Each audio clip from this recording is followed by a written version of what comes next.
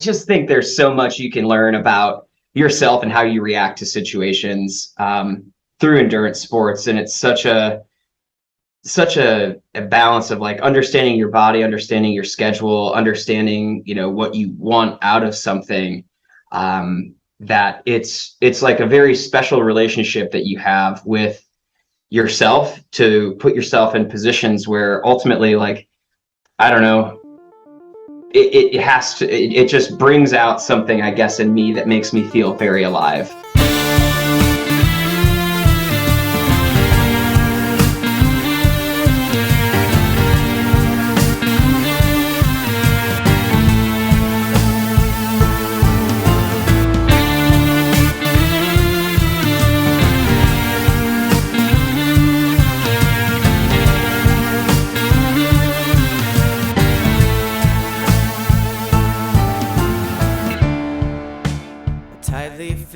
From KOM Cycling and Michigan Midpack Media, welcome to the Dirty Chain Podcast, the podcast that covers the cycling scene from the viewpoint of the Michigan Midpack.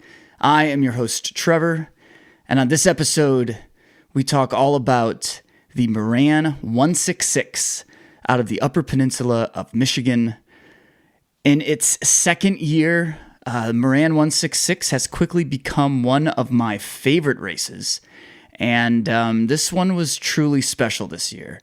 I had it circled at the beginning of the season. I wanted to make sure and be there and be able to ride it strong. And then in the middle of the season, in May, I had a pretty terrible crash that kind of, it changed everything for sure.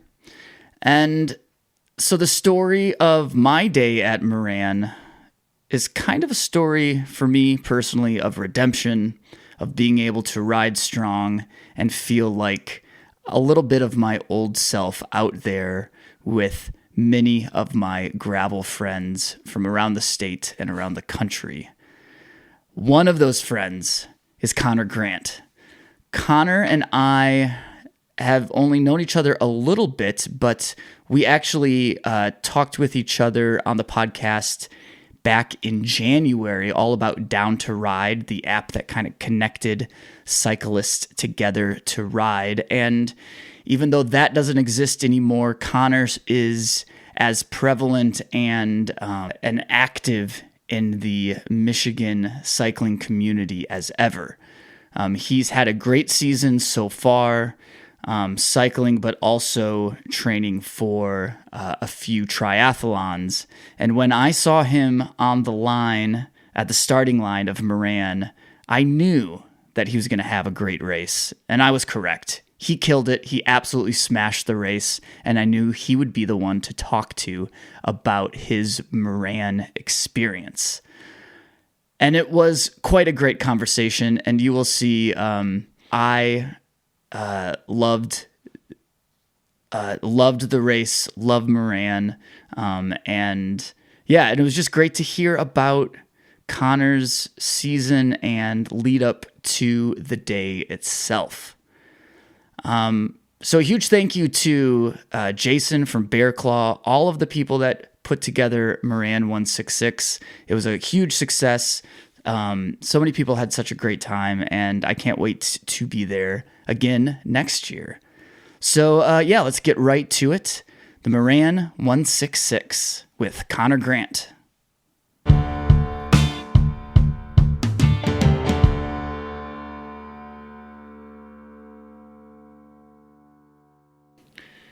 How's my audio? It sounds... It's been better? I don't know. It sounds okay. Didn't you have like a legit pro mic last time? What happened, man? What happened? What happened? I'm trying to move, and have you ever had a condo on the market for 110 days and needed to rearrange stuff? So I just moved a ton of stuff into storage, and I can't find it because Roll Up with Down to Ride also died when the app died. Holy moly. I feel like we started this is a rough start already. Oh, we started? I thought we were getting into pleasantries, like the Chipotle I had or the burger you had from the peanut barrel. Well, let's talk all about it. I want to know so what beer are you drinking? So, I have this beer from upstate New York that I got when I was in Lake Placid, and kind of bought a 12 pack and thought I would drink it more. And it expires in like 3 weeks. So I got to put some work in. It's a hazy IPA. What about yourself? What do you got going on? I'm just drinking a Centennial, but I'm wondering, like, I'm going to assume something, Connor, Okay. that your beer drinking has not been often lately. Is this a true statement? Did you read the post I put on the Wolverine Sports Club page? Well, I saw that. Yeah, the beer drinking hasn't been often. So Too many early mornings. Well, I say this because, I mean, you were riding like you've been, I don't know, you like you had a season, like a specific season of like doing everything correct. And it showed. And I was like, this guy's not drinking beers on a Tuesday night. Like, what is He is now, though. He is now, exactly. Because this is Iceman training now. I can't show up to that finishing party just with getting a head rush off one IPA these days. That'd be a recipe for disaster. It would be. Yeah. And I want to be clear that just in terms of drinking beer, I've had several tonight. So if things are a little funny, if my hosting isn't as up to par, crisp, if it's not as crisp, are you in the same place let's rewind. So we talked in January. Was that when it was? We talked in January because I had just sold my Specialized Diverge, and you had me do a live read of the listing, and then you put a romantic kind of sexy sound behind it.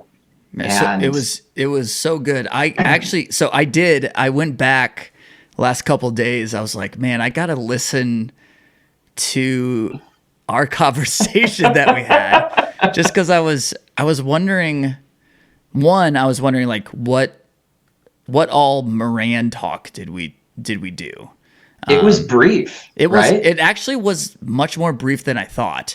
I thought maybe we really hit it hard, but it was a mention. Yeah. And but it obviously, and we could talk about this more in a bit, but like it was obviously a mention that that you took to heart for the entire year. But yeah, but yeah, there's a couple things, like, so you sold your Diverge. Yes. And then you bought a Cervelo Aspero. You have to take into account so there are accent marks on it. So it's a Cervelo Aspero. Well, that I have affectionately called mine lunch money, because it took all mine and now it's going to take yours. Well, okay, so and this is a side conversation, but I was watching you on the bike for, I don't know, 5 hours that we were riding together, and I was like, God damn, that bike looks great. And I'm interested in your bike review, but this is not what this conversation is for. But I still want to know how you like, because I think in January, this bike was brand new, and oh yeah, brand new. I don't even think you had ridden it yet. I think I had taken it out for like a 20-mile ride or something like that, because you just can't let those things sit in the corner. But yeah, so it's been a full season, and I might have mentioned that I was going to use it as a road bike and a gravel bike for the year. Mixed success with that. I think I definitely found its limit on the road. It's not a great crit bike, but that could just be the gearing. and the rider. But I don't know. Yeah, it's a great bike. I think the only thing that I'm kind of scratching my head on, and this reared its ugly head on Saturday at Moran, was there's not an easy way to put aero bars on it because of the carbon like setup with the handlebars. So it was going to be a pretty big investment, both from energy and money, to make aero bars possible, which I don't know what your take is, but after doing that like ultra distance 166, I know you're no stranger to that. I was hurting. My lower back was hurting, but that might have also been the PSI I was running. But I wanted aero bars badly. So hold on, let's talk about this because when I went back and listened to our conversation in January, we talked specifically about aero bars. I don't know if you remember this. Because I have a triathlon background. Yeah, correct. So I'm Mr. Aero Bars. Well, I've shown up to a group ride with a tri bike before. That has been me. And so I think we had this whole conversation about aero bars and gravel and all this stuff. And I think Moran was what a great like test case for aero bars, because we had people running traditional gravel bikes and that's it, and then full on aero bar situation. And I remember talking to someone when the group was still pretty big. They were like, yeah, all these aero bars and all this stuff. And I'm like, yeah, I'm pretty sure that the aero bars, the people that we see with aero bars, like only a few of them are looking for aerodynamic benefits. And the rest of them are just looking for comfort for the 9 to 10 hours that they're going to be riding. And so like when you're looking for aero bars, are you looking for aerodynamic benefit or are you looking for comfort? What's your, or is it both? I mean, it doesn't have to be one or the other, I guess. Well, I think my initial thought is comfort, because until Saturday, I'd never sat on a bike for that long. And so being only able to like be in one or two different positions on the saddle kind of sucked, and it hurt a lot.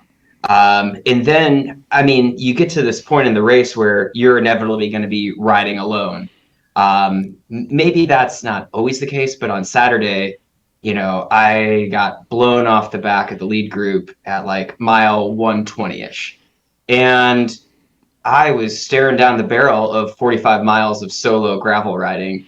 And at that point, you're like, you're 120 miles in, you have 45 miles to go. And it's like any kind of advantage you can give yourself to go a little bit faster, in my opinion, is worth it, because I kind of felt like that's when the race really started, because then you're just trying to hold your position, right? You're not probably going to catch the lead group. You just want to make your life as easy as possible for whatever you have left. So I don't know, what is your take? Are you looking for speed? Are you looking for comfort? Are you looking for both? I think there's a Wedding Crashers joke in here if we want to make it, but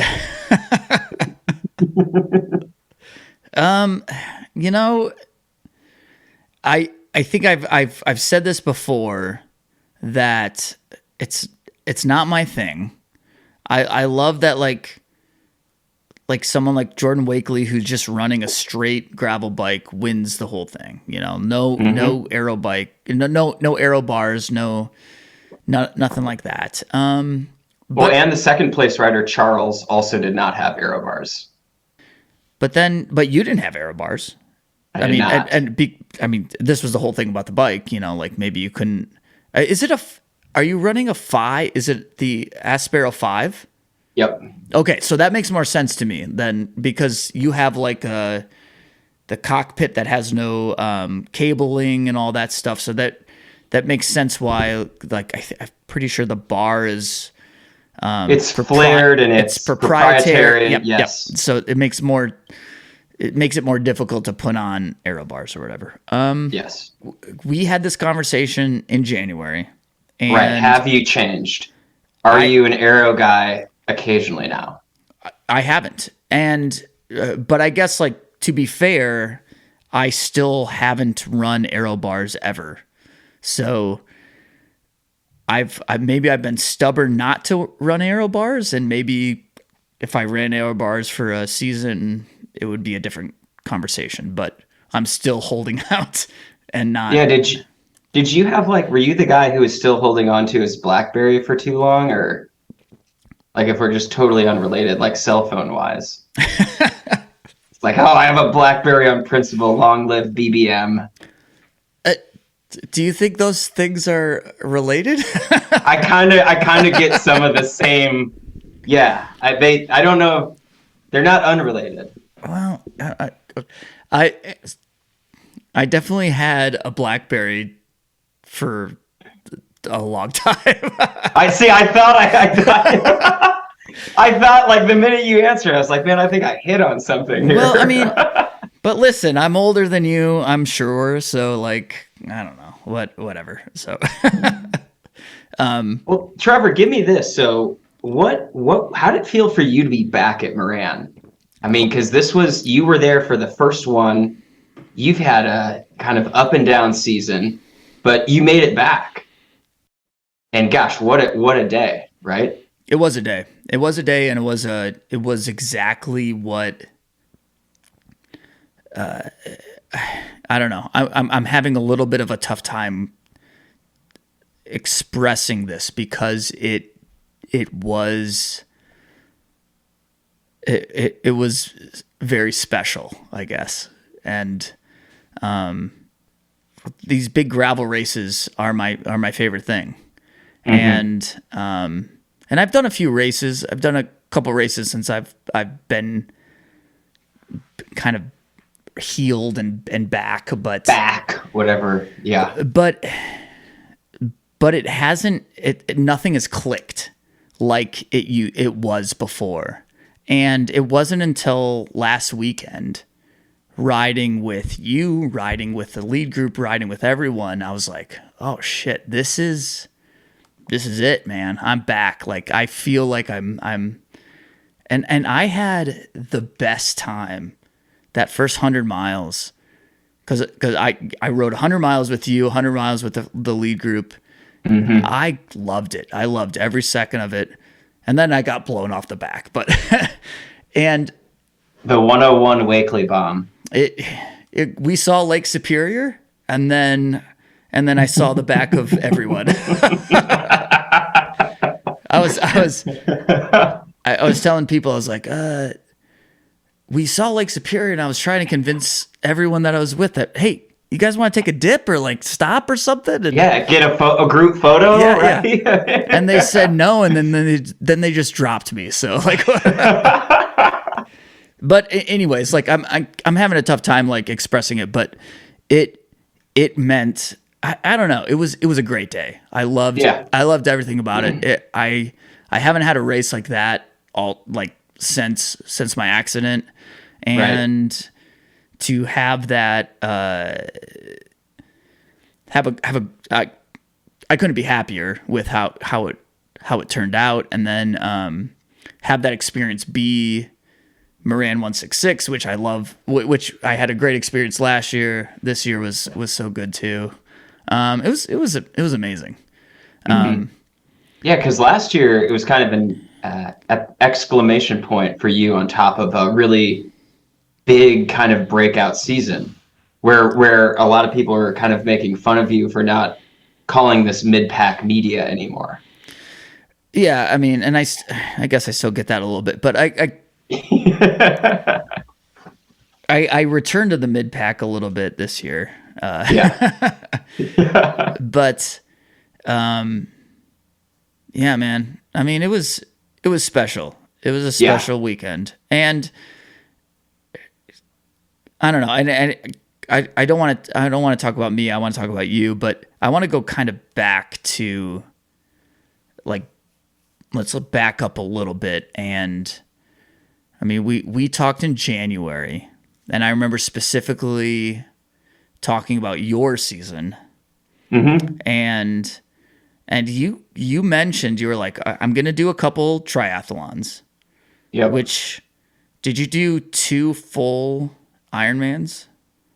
I did 1 full Ironman, and I was supposed to do 2 half Ironman, but I didn't get to do the first one because, like, probably everyone has a story like this.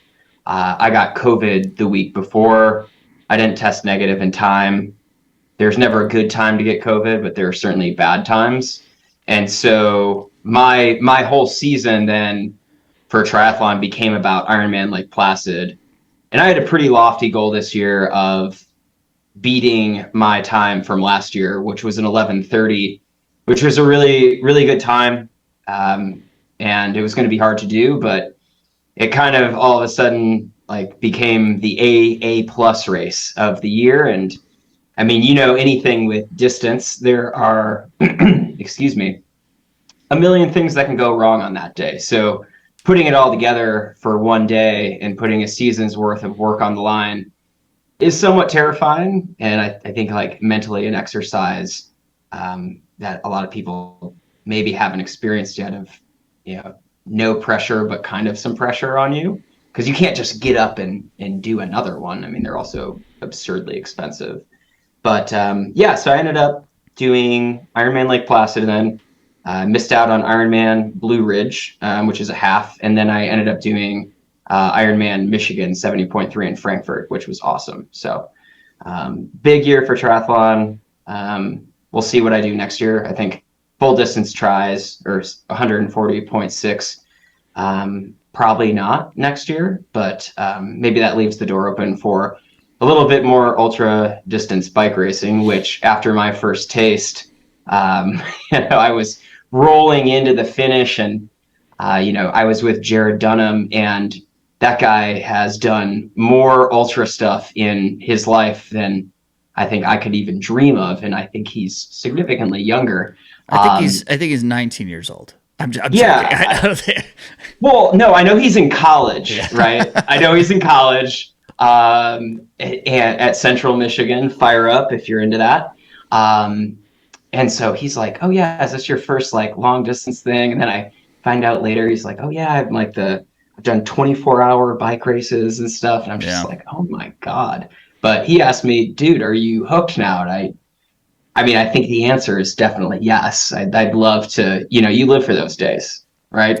Okay, yeah. I mean, I'm going too fast. You're going too fast. You need to slow down a little bit. But I want to go back to triathlon. So you were hoping to beat your 2021 PR. Yep. Did that happen? Did that not happen? Oh yeah, it happened. So and probably unsurprisingly, since we're on a cycling podcast, hold on, I'm gonna. Yeah. All of this is gonna be cut out. Like we don't talk about triathlon, so like this is just for you and me. I'm not gonna. Not expose me again. It's fine. So I beat my time significantly by like 25 minutes. So I finished in 11 hours and 5 minutes, and mostly thanks to I had a 5-hour and 14-minute bike split, which was the 39th best on the day, pros included. So I just rode myself into a better spot, and I think my swim and my run were actually worse than the previous year, but the bike was just so good that didn't really matter too much. What is it about a triathlon, or like triathlon is an endurance sport. So like, what is it about endurance that gets you training every single day, that keeps you from drinking too many beers every week, that keeps you, motivated? I just think there's so much you can learn about yourself and how you react to situations through endurance sports. And it's such a balance of like understanding your body, understanding your schedule, understanding, what you want out of something, that it's like a very special relationship that you have with yourself to put yourself in positions where ultimately, like, I don't know, it just brings out something, I guess, in me that makes me feel very alive all the time. And it's maybe a very primal instinct that, like you'll find a way to make it work. You'll find a way to survive this dark spot, or you'll find a way to get the best out of yourself. That I don't know. I think I really like that challenge because on a daily basis, that changes so frequently, whether it be your schedule, how you feel, what the weather is, what sport you have to practice, how long your ride is, how long your interval is. There's always another challenge looming. And it's just, I think that's super exciting because ultimately, like, I think I had this experience luckily a lot this summer where you're kind of not really competing for anything other than your own self anytime you hop on the bike or anytime you go do any race or heck any group ride. Sometimes, I mean, yeah, there's like some pride on the line, but ultimately you're trying to prove something to yourself. And as someone who has doubted themselves a handful of years of their life, most of my 20s, some of my teens, proving to myself that like I'm more than I give myself credit for sometimes can be very rewarding. And I think that's what really pushes me into the dark spots. And like, to use a Mel Tucker phrase, like in the deep water, right? Like, are you going to panic when everything's blown up around you? Like, what can you find to like stabilize yourself or your situation, and get what you believe you have in you out of yourself? I think that's why endurance sports matter to people, like me at least, and that's why I keep coming back to the well every time. So had you, I'm assuming like in an Ironman, whether this year, whether last year, like I'm sure that experience put you in that dark place that made you get out. But let's talk specifically about Moran then. Like, did you get to that place during Moran, during the 166 miles that Moran was? So sadly, I didn't get to like the deep, dark suffering until I think it was like a little too late, and I didn't have enough emotional energy left to like really conquer it. So I specifically, like, you have that moment in every race where you're like, this is going to make it or break it. And you probably overlook a lot, like, to survive into the selection until the final five. You've done a lot of things right on that day, right? Especially, I mean, I thought the caliber of rider this year, I know, I didn't know a ton of those guys, but you look around and you're like, okay, these guys know what they're doing. Right. And you have someone like Jordan Wakely leading the charge up there. And it's just like, I mean, if you ride a bike in Michigan, you probably know who Jordan is. Yeah. But I think that I think mentally felt the long season, and maybe it was physical too, but when I had a chance to stay on Bobby Monroe's wheel at like 120, and I just couldn't muster the strength, I feel like I wasn't able to go like deep into the well at that point, and like I kind of failed, or like I didn't live up to I didn't meet the challenge, right? That's interesting. Huh. And I think it's also just so hard with cycling too, because you see them for so long after you're done, right? Like you can see them a mile, like a half a mile up the road, a mile up the road. Still, it's like you're still like, oh well, maybe, and you're just like, no, you're not, you're not there. But like they're just flashing off. So I don't think I was able to do that as well as I have, say, during an Ironman. Because like Ironman's more about forcing that out of yourself, whereas Moran specifically, others force it out. So like I wasn't like ready for it, which, that's part of racing, right? You need to be ready for everything. So what's your competition though for an Ironman is who? Me as like an age group guy who works behind a desk is probably my friends.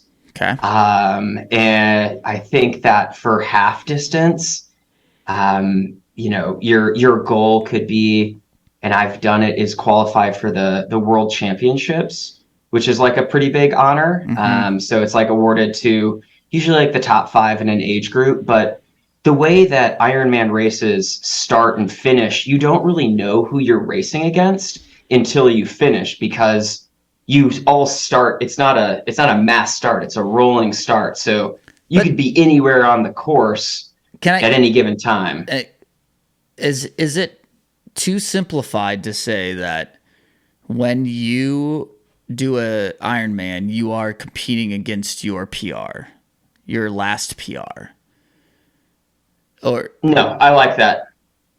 I like that a lot. It's kind of like, think about, like running, right? Like everyone knows their correct. like 5K PR So or their half marathon. so when I ran marathons, like all I cared about was my PR and trying to beat my PR, and I didn't care about any. Yeah. Like I didn't care if who was passing me, who I just was trying to keep to myself and like work toward my PR. But there's something different about a cycling race where you're with people, where you're around people, and you're like, this isn't about a PR. This is about keeping up with, like I want to stay in this front group. And if I fall out this group, it's fine. It's not a big deal, but like, this is where I want to be. It's a different kind of competition. Yep. Yeah. It's a little bit more primal. Yeah. Okay.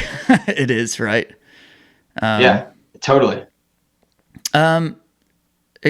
I know I said this already, but I want to kind of back up more because we're kind of talking about Moran, we're kind of talking about whatever, but like, let's talk about you. How many gravel races had you done before this season? One. Okay. I did Barry-Roubaix last year. So the October Barry-Roubaix was my first gravel race. On your Diverge. On my Diverge, the 62-mile. But I do, I'm just interested in your cycling journey this year. So, I mean, a lot of triathlon experience, and I knew that was a thing for you. I guess here's where I'm getting at this. Last Saturday, we're riding together. There's a big group of people, and I'm like, oh hey, Connor there. Like Connor's riding the Moran. Like I think we were messaging each other before. Yeah. Moran, and then the day goes on, and we're riding together, and then it gets down to 20 people, then it gets down to 10 people, then it gets down to 6 people, and you're still there. And in my mind, I'm like, of course Connor is here. Like the amount of riding you have been doing. I think I saw you like dabbling in some derby rides over there in the Detroit area, doing some of like the Nick Stanko rides. I feel like you've been doing a little bit of. Oh, I have a rule, like never miss a Stanko ride. Okay.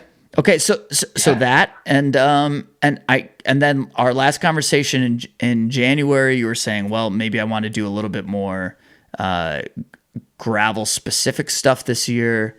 And then I knew that you had the endurance of honestly, of an Ironman. Like you have put in an Ironman this year. You've done other triathlons. And so when I'm seeing you in the group of 6 that I'm in, I'm like, of course Connor should be here, and he's riding super strong. And then when I dropped off the back, I'm like, yeah, it makes sense why I'm off the back and Connor's still up here. So I don't know. Like I think it was a fun thing for me. I loved seeing how strong you were through the whole process when I was there, when I was still riding with you. And yeah, man. I mean, I don't think we've ever ridden together. I mean, we've talked. That was our first time. Man. Yeah, that was our first time. Yeah, and it was It was glorious, though. It was a good time. So I really enjoyed seeing that, knowing the work you put in this season, and then it's like I don't know. I mean, like you're in the final group with Jordan Wakely, man. I mean, that's a huge accomplishment for you. And I don't know. How do you feel about like finishing Ironman races and finishing triathlons and all this? It's a big thing, and you're working against, or you're working for a PR. You're working toward a better time, which is kind of a selfish thing for sure. Oh, Totally. maybe all athletics is a selfish thing, but there's something communal. There's something different about riding in a group of people and just working with people and doing a fist bump with another guy. Like I love that picture of you and Jared. Like that was so cool. Yeah. There's a little something different about like a gravel race, and maybe I just think it's different, but like what for your experience versus an Ironman, and I'm sure like I don't know. I would love to hear your perspective on it, I guess. Yeah. Well, first of all, I mean, thank you. I appreciate it. It has been it's been a lot of work this year, but it's been super fun, and I've been lucky to have great friends in the community, yourself included, my team, a handful of my friends. Specifically, I think of like guys I ride with a lot, like Josh Cream and my friend Eric Dodzilla, who like, they've really helped me take it up a notch this year. But there's just something I think that's so cool about sharing experiences with other people that makes me want to ride bikes more. Whereas we're kind of talking about Ironman being a bit selfish, your race write-up or your race recap or how you think about it in your head is usually centered around how you responded or you reacted to everything. And like, you're the only one in control. And that's, to some extent, just like one of the beautiful things about triathlon is like you get to really race your own race. And external factors and other people don't necessarily have a huge impact on the day. But when you're in any kind of like bike race where it's a mass start and you have to work with other people and you start with other people and you're communicating and you kind of get this head nod when you've made the group you feel you belong in, that's like reminiscent of like how you view yourself as maybe a rider or anything like that. I think that's just such a special moment, and like the bonds that are formed are just pretty incredible. I think about Saturday, and I had never met Jared before Saturday. And by the end of the ride, like, I knew so much about him, and it was so cool to make such an amazing friend on that day who, is out there and like knows exactly what I'm going through and is going through the same thing himself. And, we can talk about what had happened up until when we met up, and then you just get to know them in a different way. And you just don't get that in many sports. And I think that's just so cool. And I think it's why people want to go on bike rides. I think they want to go have shared experiences in beautiful places with people who are of the same mindset. And like, I really live for almost those micro fractures in groups where you get to know someone, whether it's like a group of 2 or a group of 3, like once it becomes small and like you then are on a first name basis with these people that you've never met before. That is so cool. And maybe in a world where everything's virtual, that, it's more attractive to find those relationships in person and find them with just people like that. This was the longest you've been on a saddle, correct? Probably. Yeah. And I'll tell you, dude, I was thinking at miles. So I had this idea. I don't know if you're a big bike computer guy, but I like program in cues before really big rides. So they're anything from nutrition to dad jokes to little motivational quotes of mine. And it comes up on your you like program it? And yeah. Oh yeah. Yeah. So I have a Wahoo Element Bolt, and you can either program it based on duration time or duration distance. And so like for nutrition, I've always found it super useful of how I stick on my plan for fueling, for triathlon and for rides. But I've also gotten a little frisky with the keyboard and just kind of dropped in some fun things.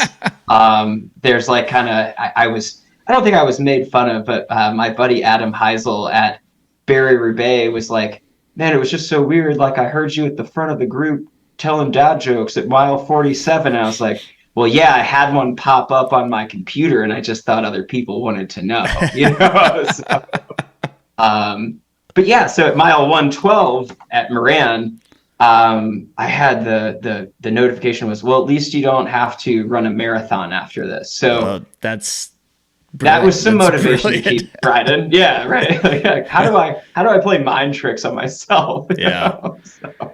But I was just talking about this with Rachel about, you know, it's such a mind game, and something like, for some reason, like 100 miles, and I can feel it. I know it. I know 5 hours. I know how that feels. And then 166 miles is something different. And I was, when I got dropped at 100 miles, I was done. Like my legs were done. And I put in some big digs to stay there at that point. And I think when there was another dig, I just didn't have anything else. I think immediately I was like, oh, I made it this far. That's great. I was like, well, hold on. Like I still have 66 miles to go. That's going to be a really long time.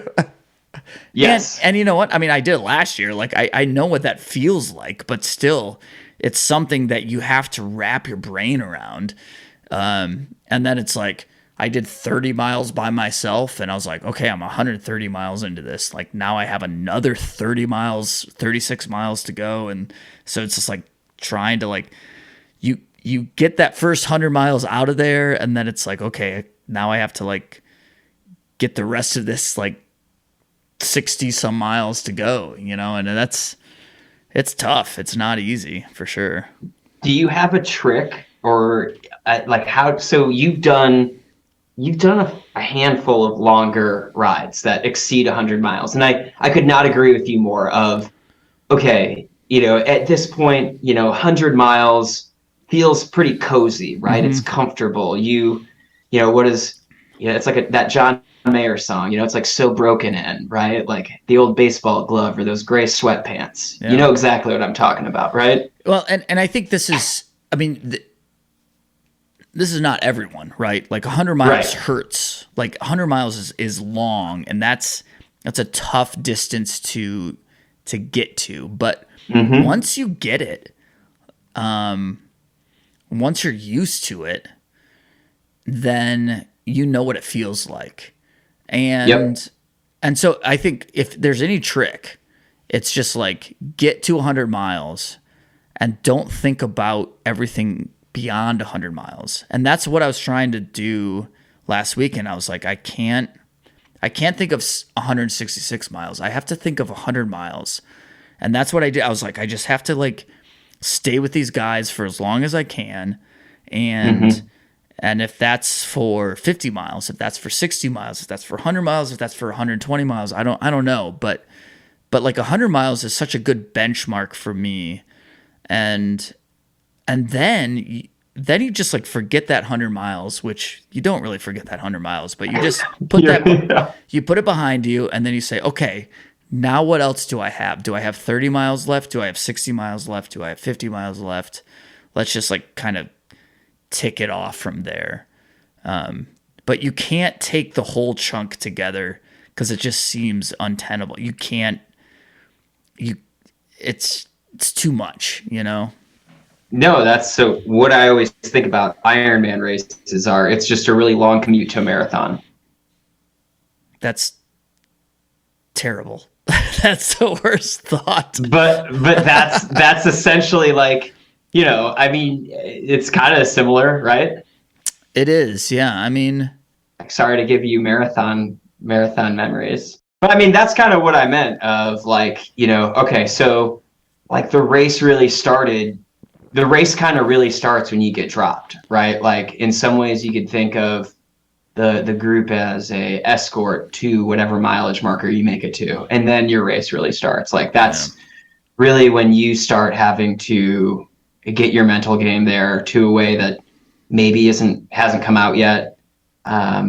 You have to start thinking about that next however many miles, how you're going to pace it, your fueling strategy. You can give yourself more breaks too, I think, when there aren't other people around. So if you want to stop, get off the bike and stretch, or you need to use the restroom at an aid station, like that's kind of where you start making more tactical decisions in terms of like how your race is going to play out. And it's dictated more by you rather than the other people around you. Listen, like how the day played out, I think is really important to just kind of talk about of, there were the moves made and the way the group splintered. It was such a war of attrition with 1 to 2 people off the back that the fascinating thing was with this is a chase group never really formed.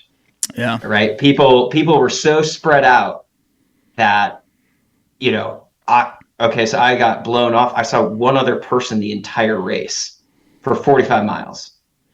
Like that's how far apart everyone was. It was 15 to 20 minutes before anyone else would be even remotely close to you. Right. No matter depending where you fell off. Right. I thought that was pretty fascinating. Yeah. So we mentioned, who's the guy that got second place? What's his? Charles. Yeah, he's from Winnetka. So he was not in that group of 6. When we were 6 people, he was not there. And then I fell off the back, and he was the first person to catch me. Yeah. And I was like, sweet, a wheel. And then I was like, nope, can't keep on this guy's wheel. And he went all the way to the, like, what was it? Him and Wakely and Tyler he went all the way up to them, and man, that's so super impressive. He caught on to our group at about mile 105. Okay. He got caught behind in that 2-track in the forest. Someone went down in front of him, and he got caught up in that. And so, I don't know, he was gapped by like 400 meters, so he could see us, but he didn't catch up until he did. And then he was back, and he rode to second place. Yeah. He's super impressive. I know a little bit about this because he had this Mud City cycling kit on, and my girlfriend Liz is from Winnetka, and I was looking to ride there, and I found this club. And so I went up to him after. I was like, hey man, like I'm in Winnetka sometimes. He's like, oh my God, what's your phone number? Let's ride together. So like now I have a riding buddy in the northern Chicago suburbs, who is also apparently just a gravel badass. That's awesome. Yeah. But yeah, man, he was super strong, and super, I don't know, pretty impressive to catch back on to the group after being gapped. No kidding. I don't know what that effort looked like, but I cannot imagine that was a pleasant time until it was. Yeah, for sure. You said that Jared was asking you, are you hooked? What's your thoughts, man? Are you wanting to swim and run and also cycle, or you just want to do gravel races for the rest of your life? I mean, let's. Well, it doesn't have to be one or the other, but I don't know if it has to be one or the other. I mean, I think it's just like, it's cool to be in a position where you can kind of just classify yourself more as an endurance athlete and not have to pick a sport. I just kind of enjoy suffering. So I guess whatever looks good on the day is what might tickle, the fancy. I think there is something, I love riding bikes probably more than anything. So, I definitely see some more gravel racing next year. I'm pretty excited to see what I can get into. And What do you want to do? I mean, like, I think you should do Barry 100. I think yeah, I think you should do Psycho Killer. Yeah, I think you should do, anything that is the long distance. And I think the longer the better could be if you don't fun. do it, then like, what are you doing, man? I mean, come on. Like, obviously you've proven yourself to. Here's another question.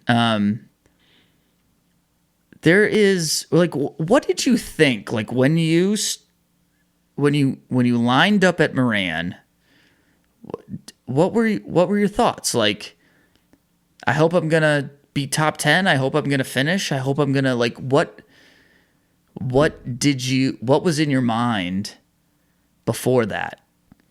Uh, I don't know. I had a pretty rough week leading up to Moran. So I was at my one of my good friends has a cabin up in Hessel, Michigan, which is really close to Moran. So I was actually in the UP the Friday before, and I was doing somewhat of a pre-ride of the course, and unfortunately I was buzzed off the road by a pickup truck. Ugh. And suffered some pretty bad road rash. My bike was pretty beat up, and it put me in a really weird mental spot going into the race. I think I was only able to ride my bike once or twice the week leading up to it before the Friday shakeout ride. And my confidence in terms of bike handling was like really low. And so I don't know if it was a good thing or a bad thing, but it basically took, my focus off the entirety of the race with, the goal for me for the first 30 miles was to talk to as many people I knew in the peloton, not stick with anything. It was to get my mind off riding my bike and just kind of just get comfortable feeling, in the group and on the bike again. Like I think like my mind didn't really get in it until maybe mile 50, where I was like, okay, like I kind of like cleared the cobwebs out and I feel good. The legs feel good. Like let's go see what we have today. And a few of my friends were like, I think you can have a good day. A good day was going to be top 10. But as well as anyone, like there are 166 things that can go wrong over the course of a race like this. So getting your mindset on a position or a place it's a fun exercise, but you also got to be in touch with reality. And I think the reality was I had ridden 120 miles was my longest race or ride before this. And I had no idea how my body or anything would feel this long on a bike. So to some extent, I think finishing was the goal. Stretch goal would be top 10. But I think that's something I didn't want to get too excited about it. Even when Jared and I late in the race were in 5th and 6th position, you could still get a flat that could ruin your day. So I think It's like until we reached the fairgrounds where I knew that I could run my bike in, I was just focused on let's just get this done and go from there. But that being said, dude, I'm so proud and so happy that I was able to do what I did that day. I think that, that's one where, I made some money off the race, which I've never done that before. I've never done that in triathlon, so that was super cool. And, I think it's just kind of like something that I've learned doing a lot of Nick Stanko's rides in Ann Arbor is a lot of these rides, and I'd love your opinion on this, is it's a little bit about like the company that you keep, right? And like, if you're where you feel you should be in the peloton, or in the race, then that's almost better than any specific, placing. Just in terms of like if you belong there. Is that or just like, like I'm riding like where I believe I'm supposed to be or who I'm supposed to be with. Mm-hmm. and sometimes that means the lead group. Sometimes that isn't. Sometimes that's, it depends on the person, right?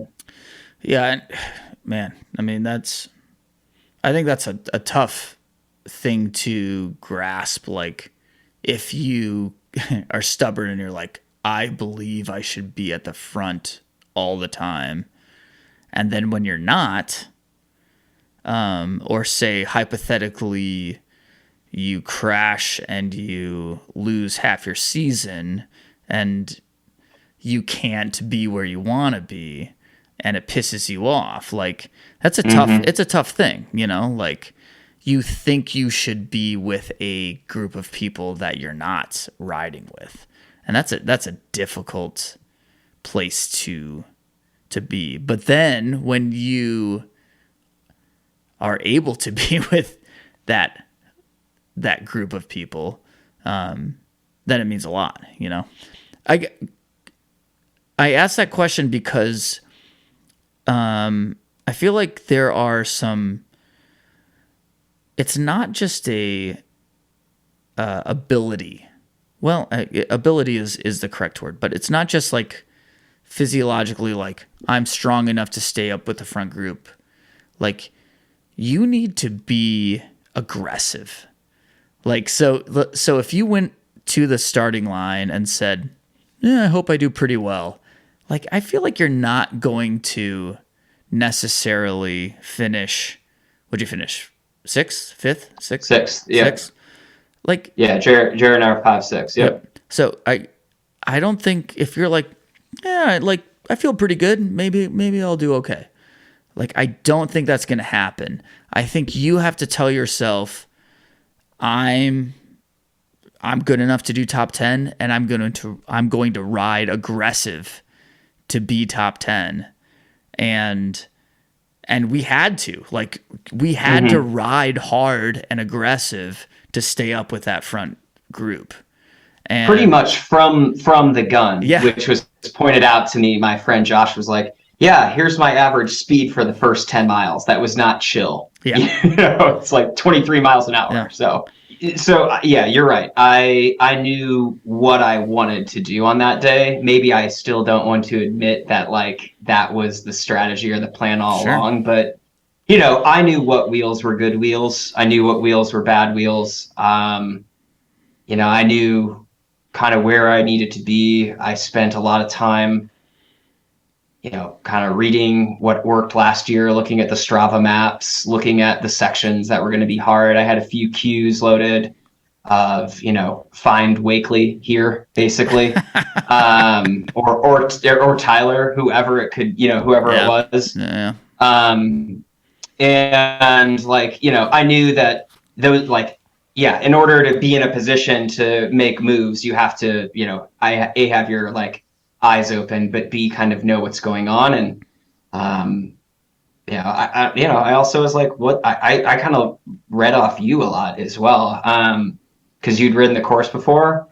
You're an incredible rider. I do just want to say, dude, it was so good to just see you out there. I know it's been a tough year, but, you were just dealing watts. So, I think that kind of goes back to like, all right, know who you're around a little bit, because like you can learn a lot from them if you can just be a sponge and keep your eyes open. And so, as much as I had somewhat of an idea of a race plan, I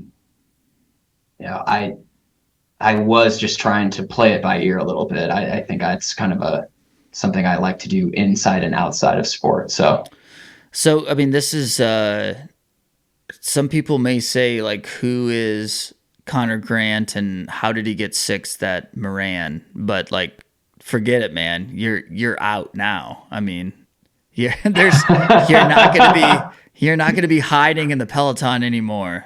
I just need to let you know that. you made yourself known, and I mean, it was just such a. I already said this, and I'm going to be repeating myself and whatever. But like, I just had the best time, and it was a personal thing, but it was also like a communal thing, because I love Moran, and I love to see all the people that were there, and to see people that I knew, and then to be in groups of people that I knew, and including yourself. And I finished, and I was so happy with where I finished, 9th place. I couldn't be happier. And then I saw, you were one of the first people I saw at the end, and I was so stoked for you. I was like, hell yeah, man. It was such a cool experience. So I don't know, man. I was just thinking about like, who should I talk to about this? And I was like, man, I need to talk to Connor about this whole thing. I'm so honored, and it was great, to see you cross that finish line and get to talk with you and hang out after. I think, if I will say what you said to me in January, if anyone is thinking that they need a fall race, the Moran race is super special. And being in the UP, I think, was really cool. Just such a different energy. The organizers do such a good job. The route is incredible. I think the 2 options is really cool in terms of distance. One of my friends, Nikki Bates, did the 66 miler and killed it. And, to have her come up and have that experience, and, everyone else get what they need at the 166, was just really, really cool. And I don't know, I just think there's something, like you kind of said, about gravel racing too, that's just, hanging out afterward. I mean, I think I told you at least 3 or 4 times that I was leaving, and then you were just like, dude, you're still here. It's like, we're all just hanging out at the finish line for an absurdly long time. I hear you were there when the fire was going. Yeah, we were there pretty late into the night. Yeah, good. But, to be able to share those moments with your friends and cheer on people that you may or not even know crossing the finish line. Like, yeah, I think no matter how you finish, riding 166 miles is pretty monumental. And, I guess my mom's dinner group that night was just like, oh my God, I can't believe that not only did he do that, but there were a bunch of other people up there doing it. So, if you're going out doing these things, just know there's an invisible army of people rooting for you. That's funny. Yeah, man. I mean, I can't put it better than you did. You were the person to talk to about this, and I appreciate that. Very good. Well, I guess I'll probably be seeing you at Iceman, right? Oh, absolutely. The Year of the Owl. What does that mean? I think that's kind of like each year. I think it's themed. I think this is the Year of the Owl. Okay. All right. See you, Trevor. See you. Thank you. Yeah. Thank you. The Dirty Chain Podcast is a Michigan Midpack Media production in partnership with KOM Cycling, the source for your bike accessories and necessities. Connect with us on Instagram and Facebook at Dirty Chain Podcast. Email dirtychainpodcast@gmail.com. If you are enjoying the podcast, please leave us a rating and review on whatever platform you use to listen. Audio editing and original music by myself, Trevor Gibney. A huge thank you to Connor Grant for joining us on this episode, and thank you all for listening to the Dirty Chain Podcast. And as always, keep your chain clean, but get your chain dirty. We will see you in the Midpack.